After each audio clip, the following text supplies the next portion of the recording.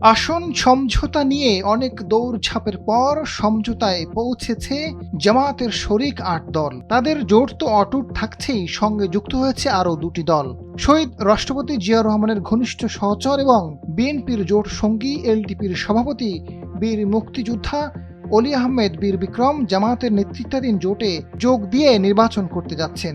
একই সঙ্গে জামায়াতের সঙ্গে যুক্ত হয়েছে এনসিপি। নতুন দুটি দল যুক্ত হওয়ায় আসন সমঝোতায় ৩০ আসন পাচ্ছে না এনসিপি। এই সংখ্যাটি ২০-এর মধ্যে থাকছে। চরমোনাই পীরের নেতৃত্বাধীন ইসলামী আন্দোলনের হাত পাকার আসন এনসিপির কাছাকাছি থাকছে। এর আগে তারা ১২০ আসন না হলে জোট ছাড়ার হুমকি দিয়েছিল।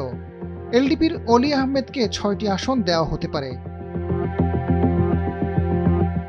এনসিপি ও এলডিপি যুক্ত হওয়ার বিষয়ে জামায়াতের আমির ডাক্তার শফিকুর রহমান জানান, ৮ দলীয় জোটের সঙ্গে আরও ২টি দল যুক্ত হয়েছে। একটি কর্নেল অলির নেতৃত্বে এলডিপি ও অপরটি এনসিপি। আসন সমঝোতা অলমোস্ট কমপ্লিট। সামান্য যা বাকি আছে তা আলোচনার ভিত্তিতে সুন্দরভাবে শেষ করতে পারবেন বলে আশা করেন জামায়াতের আমির। জামায়াতের আমির জানান, এটা মজবুত নির্বাচনী সমঝোতা। সারা দেশের ৩০০ আসনের বিভিন্ন আসনের মধ্যে প্রার্থী নির্ধারণ হয়েছে।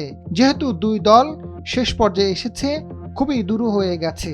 শেষে এসে কোনো দলের আগ্রহ থাকা সত্ত্বেও তাদের যুক্ত করা সম্ভব হয়নি।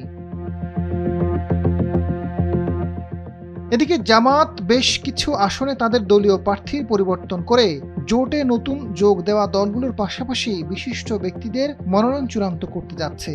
ঢাকা ২ আসনে অবসরপ্রাপ্ত সামরিক কর্মকর্তাদের সংগঠন রাওয়ার সভাপতি কর্নেল অবসরপ্রাপ্ত মোহাম্মদ আব্দুল হকের মনোনয়ন চূড়ান্ত করেছে জামায়াতে ইসলামী।